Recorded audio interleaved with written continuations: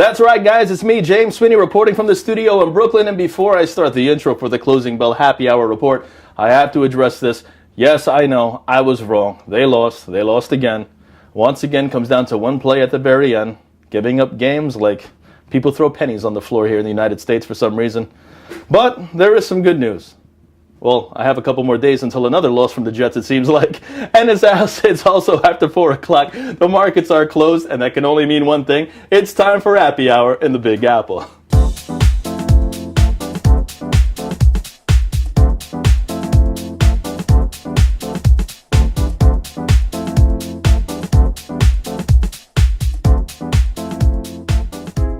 Now, U.S. stocks, they mostly declined Tuesday afternoon with the S&P 500 falling for a third session as investors tracked the conflict in the Middle East and after the government moved to curb tax benefits to corporations that do inversion deals.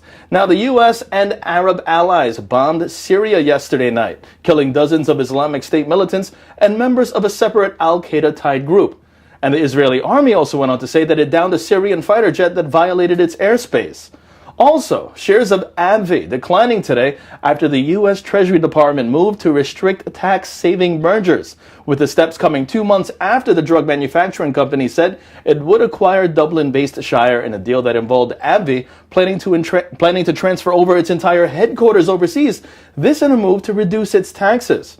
And with a series of corporate earnings reports and more, it looked to be yet another down session for the big board. Speaking of which, let's take a look now to see how the markets closed out the session.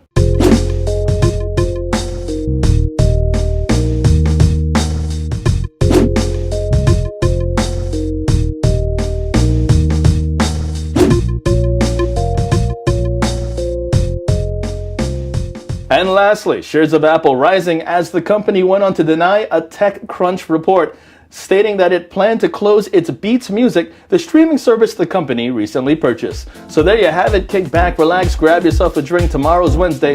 That means we'll be nearly halfway through the week. And that's a cause for celebration, right? I know what's not a cause for celebration. For ModernWallStreet.com, I'm James Sweeney.